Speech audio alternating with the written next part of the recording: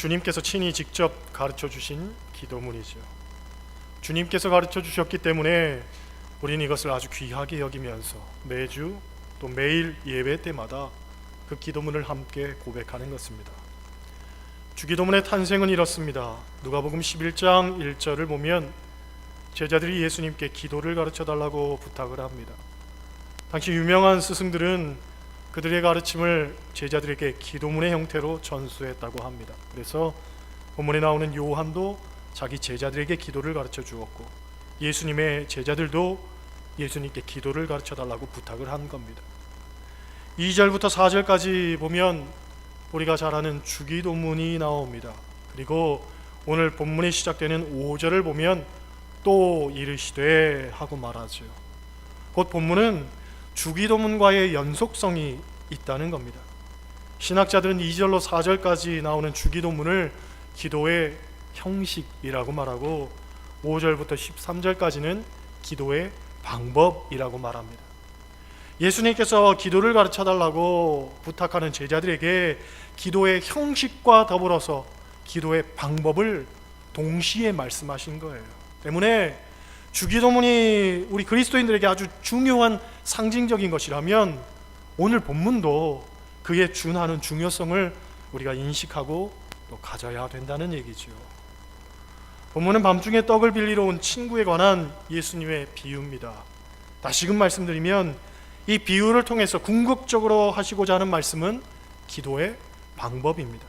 어떻게 기도할 것인가, 그것에 대해서 우리에게 가르쳐 주시는 겁니다. 본문의 내용은 이렇습니다. 어느 날 문득 어떤 사람에게 친구가 찾아옵니다. 그런데 그 친구는 긴 여행을 하느라 줄이고 지쳤던 것 같습니다. 무언가 대접하고 싶은데 형편도 좋지 않은 데다 예정에 없던 방문이라 먹을 것이 하나도 없었던 모양입니다. 어떻게 할까 고민을 하다가 친한 친구가 생각났습니다. 그 친구는 여유도 있고 살림도 괜찮고 특히나 늦은 시간이지만 내가 가서 부탁하면 안 들어줄 친구가 아니라는 생각에 염치불구하고 찾아갑니다. 그런데 친구는 벌써 문을 닫아 걸고서는 잠자리에 들었던 것 같아요. 너무 늦은 시간이라 이미 깊이 잠이 들었는지도 모릅니다. 문을 두드리는 소리가 났지만 저러다가 그냥 가겠지 하면서 잠을 계속 청하려 했습니다. 그런데도 포기하지 않고 한참을 계속 문을 두드리니까 잠이 깬 친구가 말을 합니다. 오늘은 너무 늦었으니 나는 자려고 합니다. 그러니 내일 오면 안 되겠냐 하고 이야기하죠. 그래도 문을 계속 두드리면서 급한 일이니까 날 좀 도와줘 부탁을 하니 안 들어줄 수가 없어서 결국은 문을 열어주고 그가 원하는 것을 주었다 하는 그런 이야기입니다. 이 비유가 가르치는 기도의 방법 크게 세 가지입니다. 첫째는 믿음으로 기도하라는 거예요. 따라 하시겠어요? 믿음으로 기도하자. 믿음으로 기도하자. 여기 믿음이란 말 속에는 관계에 대한 정의가 포함이 됩니다. 친구에게 계속적으로 문을 두드리고 부탁할 수 있는 이유는 이 친구가 보통 친구가 아니라 정말 친밀한 관계라는 그 믿음이 바탕에 있었던 거죠. 그런 관계가 아니면 부탁을 할 수도 없고 들어줄 리도 만무한 겁니다. 그렇잖아요. 저도 아주 친한 친구가 있는데 예전에 이 녀석이 장가 갈 때 저에게 전화를 했습니다. 다짜고짜 하는 말이 너가 신혼밤 묵을 호텔을 빌려줘야 되겠다는 거예요. 갑작스러운 부탁에 적잖이 당황이 됐습니다. 이 친구가 돈이 없어서 그런가 생각이 들어서 얼만데 그랬더니 남산에 있는 하얏트 호텔에서 잘 건데 50만 원이라요. 50만 원. 아니 하루 자는데 무슨 그런 비싼 방에서 자는가 싶기도 하고 도대체 내가 왜 그래야 되는지, 왜 내가 방을 잡아줘야 되는지 이게 궁금한 거예요. 그래서 물었더니 이 친구 하는 얘기가 결혼할 때는 제일 친한 친구가 그렇게 해줘야 된다는 거예요. 바꿔 말하면 제일 친한 친구라고 생각해서 저에게 전화를 걸었다는 얘기죠. 그러니까 무슨 말이 더 필요합니까? 군소리 없이 제가 잡아줬습니다. 그런 겁니다. 오늘 본문에 나오는 이 사람도 그 친구라면 반드시 내 요구를 들어줄 것이다 하는 믿음이 있으니까 찾아간 거죠. 결국은 얻어내는 것이고요. 그런데 오늘 말씀 보면 예수님께서는 하나님과 우리의 관계가 뭐라고 말씀하시냐면 아버지와 아들이라는 거죠.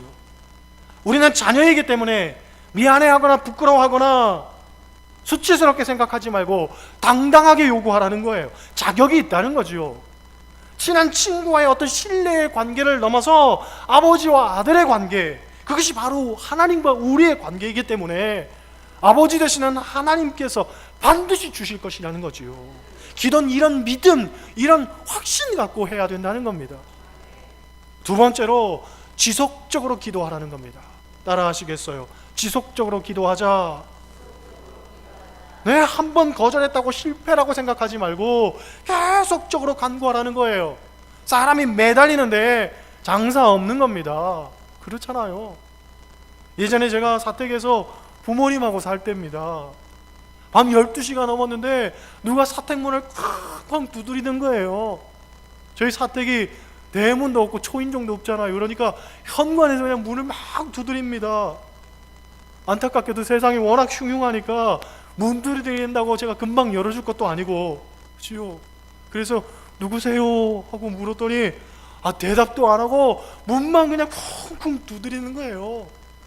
저러다 말겠지 하고 기다려봐도 계속 두드립니다. 아니 누구세요? 하고 불러도 대답도 안 해요. 그냥 문만 두드립니다. 그거 어떻게 해요? 창문 커튼으로 살짝 열고서는 도대체 누가 왔나? 그리고서는 커튼 틈으로 이렇게 봤더니 낯선 사람이, 등치 이렇게 좋은 사람이 말이죠, 처음 보는 사람이 저희 집 문을 그냥 계속 두드리는 거예요. 야, 문을 열긴 열어야 되겠고 그렇다고 열자니 해코지 당한 것 같고 이러지도 못하고 저러지도 못하는데 얼마나 문을 쿵쾅대고 두드리는지 말이죠. 어쩔 수 없다. 죽기 아니면 정말 까무러치기다 생각하고서는 혹시라도 그 사람이 저한테 덤벼들면 안 되잖아요. 그 밤에, 야심한 밤에. 그러니까 나도 최소한의 방어는 해야 될 것 아닙니까? 그래서 집에 몽둥이가 있나 하면서 찾아보니까 몽둥이가 없어요, 집에. 뭐 무기가 될 만한 게 있나? 아무리 찾아봐도 없고 쓸만한 건 말이죠, 기타가 있는 거예요. 기타가, 제가 평소 퉁땅대는 기타가 있어요. 그래서 여차하면 기타라도 내가 휘둘러야 되겠다 생각을 하고서는 기타를 딱 들고서는 조심스럽게 문을 탁 열어줬습니다.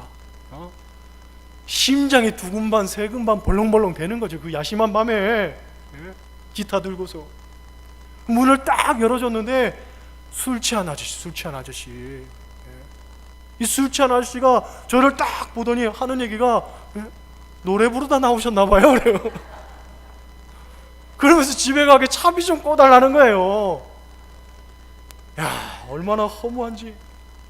밤 12시에 그냥 심장은 벌렁벌렁한데 술 취한 아저씨가 노래 부르다 나오셨나 봐요. 그러면서 돈 꺼달라고 하니까 이게 황당하기도 하고 화가 나기도 하고 우습기도 하고 어떡합니까? 그래도 제가 돈 안 주면 이 아저씨가 안 가잖아요.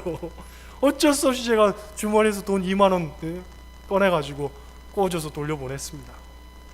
물론 갚진 않았지만 매달리는 데는 장사 없는 거예요. 그렇죠? 오늘 말씀 보면 집주인도 처음에는 거절한다고요. 하지만 친구의 요청을 들어주지 않으면 그가 떠나지 않을 것이라는 걸 알았기 때문에 내키지는 않지만 떡을 내줍니다. 이것에 대해서 본문은 말하기를 벗됨을 인하여서는 일어나서 주지 아니할지라도 그 간청함을 인하여 일어나 그 요구대로 주리라 하고 말합니다. 우리가 살다 보면 그런 경우를 보게 됩니다. 내가 이 사람은 나의 벗이라고 생각했습니다. 내가 정말 믿을 만한 사람, 신뢰할 만한 사람이라고 생각했어요. 내가 어렵고 곤궁할 때 반드시 이 사람이라면 나를 도와주고 나를 또 배려해 줄 거라고 믿었습니다. 그런데 그 사람이 나에게 그럴 줄 몰랐어요. 언제 그랬냐는데 비웃고 등 돌리고 모른 채 하고 벗됨을 인하여서는 분명히 줄 거라고 생각했는데 그 사람에게는 그게 아니었단 말이죠.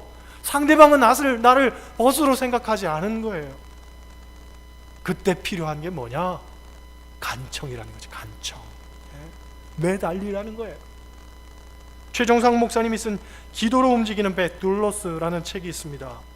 둘로스라는 배는 1914년 건조돼서 화물선 여객선으로 사용되다가 개조해서 1978년부터 복음을 싣고 다니는 복음선으로 사용되고 있습니다. 이 배는 50여 개국의 350명의 사역자들이 자비량 무보수로 사역하고 있고, 하는 일은 구호물자 공급이나 의료, 교육, 도서 기증 등등의 일을 합니다. 이 배에는 세계 최대 선상 서점을 보유하고 있는데 어린이 도서, 건강, 요리, 컴퓨터, 종교, 사전, 세계지도, 고전소설, 전문 서적 등등 망라하고 세계 언어로 된 6천여 종의 책, 50여만 권의 책을 판매하고 있습니다.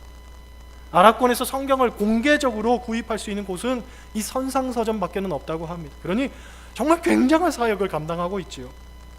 그런데 앞서 말한 것처럼 100년이 다 된 배가 운행한다는 것만으로도 기적 같은 일이고, 350명이 넘는 사람들, 그것도 1년의 절반 정도는 그 수가 바뀐다는 거예요. 힘드니까. 그런데 이 사람들이 다 자비량으로, 무임금으로 지금껏 수십 년 동안 복음 전하는 사역 감당하는 것, 기적이라는 게 기적. 둘로스라는 말은 종이란 뜻인데 2009년을 끝으로 퇴역하고 2010년부터는 로고스, 말씀이라는 뜻을 가진 배가 운행 중인데 상상도 못할 일들을 지금도 계속하고 있습니다. 중요한 건 이런 사역을 감당할 수 있는 유일한 힘은 간청의 기도다라고 그 책을 쓴 최종상 선교사님은 고백을 합니다. 여러 가지 형편과 상황이 여의치 않아서 하나님 앞에 간청하면 하나님께서 사람도 붙여주시고 사람의 마음을 열어주시는 겁니다. 입국에 불가능해서 절대로 들어갈 수 없을 것 같은 그 상황 속에서도 하나님께 간청하고 기도하면 기가 막히게 역사하셔서 나라의 문도 열어주시고 입국의 문 열어주시고, 배가 가는 곳마다 장님의 눈을 뜨고 안진뱅이가 일어나는 영적인 역사도 일어나고, 그러니까 하늘 문도 열어주시고 모든 환경과 상황의 문도 간청 기도하면 열어주시더라는 거지요. 물론 간청 기도는 참 힘듭니다. 하지만 그만큼 역사하는 힘이 크고 놀라운 일들을 맞닥뜨릴 수 있기 때문에 간청 기도는 굉장한 행복을 준다는 거지요. 그러니 하나님께 매달리는 간청의 기도를 하라 하고 이분은 적극 권면을 합니다. 여러분, 물론 하나님은 오늘 본문에 나오는 집주인처럼 인색한 분은 아닙니다. 로마서 8장 32절 말씀처럼 자기의 아들을 아끼지 아니하시고 우리 모든 사람을 위하여 내어주시니가 어찌 그 아들과 함께 모든 것을 우리에게 주시지 않겠느냐. 하나님 우리를 위해서라면 모든 것을 아낌없이 주시는 분입니다. 다만 사람들도 이렇게 해서라도 자기의 필요를 얻는데 하물며 하나님이 어떤 분이신데 우리의 간구를 외면하시고 듣지 않으시겠느냐, 모든 것을 주시지 않겠느냐 교훈하는 거지요. 여러분, 간청하며 기도해야 될 줄 믿습니다. 세 번째, 중보하며 기도해야 됩니다. 따라 하시겠어요? 중보하며 기도하자. 중보하며 기도하자. 본문에 나오는 사람의 필요는 나의 필요가 아니라 자기 벗의 필요였습니다. 떡 좀 구워달라고 사정하고 간청했던 것이 내가 먹을 게 아니었습니다.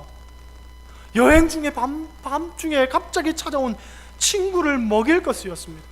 그것 때문에 자기 체면도 내려놓고 어떤 면에서는 자존심 상하는 일까지 불사하고 친구 집 문을 두드리고 또 두드리는 거예요. 내 문제가 아니라 내 친구의 문제 때문에. 여러분, 우리가 인생을 살다 보면 사람이 이렇게 한다는 게 얼마나 어려운지 알게 됩니다. 비견한 예로 우리가 점심에 약속을 잡을 때에도 12시에 잡을 건지 1시에 잡을 건지 2시에 잡을 건지 고민할 때가 있습니다. 왜냐? 12시에 시간 약속을 잡으면 점심을 같이 먹자는 얘기예요. 그러니까 점심 먹지 말고 오라는 얘기입니다. 2시에 약속을 잡는다는 거는 점심을 안 먹을 거니까 당신 먹고 오라는 거예요. 알아서 먹고 오라는 거죠. 그런데 문제는 1시입니다. 1시. 1시에 약속을 잡아놓으면 점심을 같이 먹자니 주머니 사정이 여의치 않고, 그렇다고 먹지 말자니 또 애매한 시간이고, 그래 혹 그 시간에 만나면 피차 식사했냐는 얘기는 묻지 않습니다. 상대방 배에서 꼬락 소리가 나는데도 내가 모른 채 하는 거예요. 왜? 내가 밥 사줄 것도 아닌데 물어서 뭐 합니까? 그렇잖아요. 철저히 계산적이고 남의 일에는 별로 관심 두지 않는 요즘 세태에 있어서 더욱 그렇습니다. 내가 먹고 사는 것도 벅찬데 남의 어려움까지 내가 돌아보는 것 부담스러운 일이잖아요. 그러니 때로는 한 번은 권면합니다. 두 번 권면합니다. 그래서 상대방이 거절하면 세 번은 더 이상 묻지 않습니다. 왜냐하면 내가 수고로워야 되니까, 내가 피곤하니까. 그 정도 물어봤으면 된 거예요. 시장하냐? 배고프냐? 먼 길 여행 오는데 어땠어? 괜찮아. 안 먹어도 돼. 정말 괜찮아? 아, 그래, 괜찮아. 그러면 끝이에요. 내가 왜 친구 집 가가지고 그렇게 애쓰고 수고하면서 자는 친구 깨워가지고 부탁하고 사정하고 권면해가지고 내가 먹을 것도 아닌 걸 받아온단 말입니까? 그잖아요. 그런데 기도는 그래야 된다는 거예요. 그리스도인의 기도는 그래야 된다는 거예요.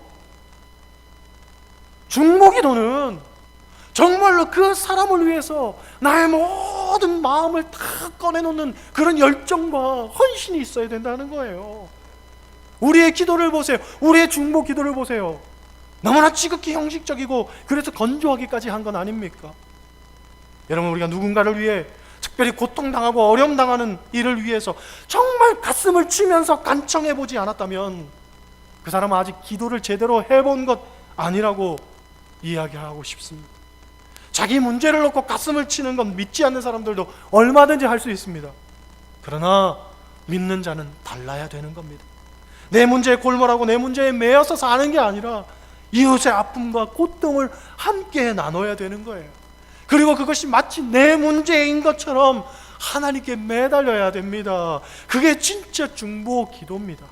그렇죠?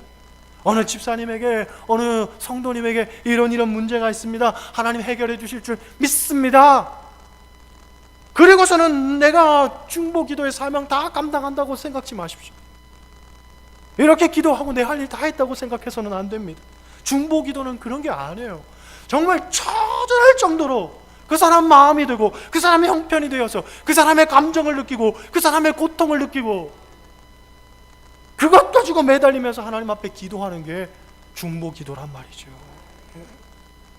제가 기도할 때 안수기도 잘 안 하는 편입니다. 성령님께서 인도하시기 전에는 어지간하면 안 합니다. 왜냐하면 그냥 의례적이고 형식적 기도할까 봐 그렇습니다. 그런데 성령께서 뜨겁게 역사하시고 이끄실 때가 있는데 그때 안수기도 합니다. 다 그렇진 않지만 어떨 때는 그렇게 기도하다 보면 그 사람의 마음이 느껴질 때가 있고 그 사람의 감정이, 그 사람의 아픔이 제 마음을 완전히 후벼팔 때가 있습니다. 얼마나 힘이 드는지 모릅니다. 기도하면서도. 그렇게 기도하고 집에 오면 서 있을 힘조차 없습니다. 완전히 그러기 상태가 되죠. 소위 찐이 다 빠지는 겁니다. 정말 성령께서 말할 수 없는 탄식으로 우리를 위해 친히 간구하시는 것, 그걸 느끼는 거거든요. 성령님의 중보는 그렇다는 거예요. 말할 수 없는 탄식으로 우리의 중보 기도도 그래야 됩니다. 예? 중보 기도는 그렇게 하는 거예요. 정말 처절함을 갖고서, 마음의 간절함을 갖고서 그를 위해서 기도하는 거예요. 이웃을 위해서. 여러분, 우리 주변에 중보 기도가 필요한 사람 많습니다. 그들을 위해서 두드리고 간구하는 것, 마치 나의 일처럼 매달리고 간청하는 것, 이것이 우리의 사명인 줄로 믿습니다. 13절 말씀 보세요. 13절 같이 읽습니다. 너희가 악할지라도 좋은 것을 자식에게 줄 알거든 하물며 너희 하늘아버지께서 구하는 자에게 성령을 주시지 않겠느냐 하시니라. 할렐루야. 제가 성경을 읽으면서 말씀 읽다가 무릎을 탁 쳤던 적이 몇 번 있는데 오늘 보면 21장 13절 말씀 읽다가 그런 적이 있습니다. 우리 성도들과도 여러 번 나눈 적이 있는데 본문이 뭐라고 말합니까? 구하는 자에게 성령을 주시지 않겠느냐. 우리가 일반적으로 기도의 응답이 세 가지 형태로 나타난다고 합니다. 하나는 알았다, 주마, 긍정의 형태로. 두 번째는 안 돼, 못 줘, 부정의 형태로. 셋째는 기다려라, 아직 때가 아니지만 내가 때가 되면 나중에 반드시 주겠다, 기약하자. 그런 형태로 나타난다고 했습니다. 그런데 오늘 말씀을 보면 그러한 응답을 차치하고 모든 사람들에게, 곧 긍정의 응답을 받은 이에게도 부정의 응답을 받은 이에게도 또 기다림의 응답을 받은 이에게도 공통적으로 주시는 것이 있는데 그게 뭐냐면 성령이라는 게 성령. 내가 원하는 응답을 주시지 않을지는 모르지만 하나님께서는 모든 기도하는 자에게 성령을 주신다는 거죠. 내가 어떤 문제를 놓고서 기도하면 그 순간 성령께서 일하시고 역사하시기 시작한다는 거예요. 그런 면에서 우리가 기도해야 되는 이유는 분명합니다. 기도의 목적이 우리가 생각할 때 꼭 응답에만 있다고 생각하지만 아닙니다. 응답에 있는 게 아니라 우리는 기도를 통해서 성령을 체험하고 하나님을 알아가고 영적 세계를 경험하게 되는 거예요. 내가 원하는 응답은 부차적인 것이고 더 중요한 것은 하나님과의 깊은 관계와 교제를 맺게 된다는 거죠. 오늘 성경 말씀처럼 너희가 악할지라도 좋은 것을 자식에게 줄 줄 알거든 하물며 하나님께서 성령을 주시지 않겠느냐. 이것을 대비시켜 보면 좋은 것은 무엇이라는 거예요? 성령이라는 거예요. 성령. 하나님이 우리에게 주시는 응답보다도 더 좋은 것, 더 중요한 것, 이건 성령이라는 거예요. 성령. 그렇습니다. 우리는 기도할 때 성령을 받게 됩니다.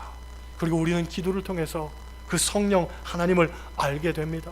하나님은 어떤 분이시고 하나님 나를 얼마나 사랑하시는지, 또 하나님은 얼마나 영광스러운 분이신지, 또 나를 통해서 어떤 일을 행하기를 원하시는지 우리는 기도할 때에 깨닫게 되는 겁니다. 본문을 통해서 예수님은 세 가지 기도의 방법을 가르쳐 주시죠. 믿음으로 기도하고, 간청하며 기도하고, 그리고 중보하며 기도하라. 그리고 기도는 응답의 목적이 있는 것이 아니라 성령의 목적이 있다. 성령이 우리에게 부어지고 하나님 나와 함께 하신다면 그보다 좋은 것이 없다는 거예요. 사랑하는 여러분, 모두 기도하시기를 바랍니다. 그리고 기도를 통해서 우리에게 주시는 가장 좋은 선물인 성령의 충만함을 받아 능력 있는 삶을 사시기를 주님의 이름으로 간절히 축원합니다. 기도하시겠어요? 하나님, 오늘 주님께서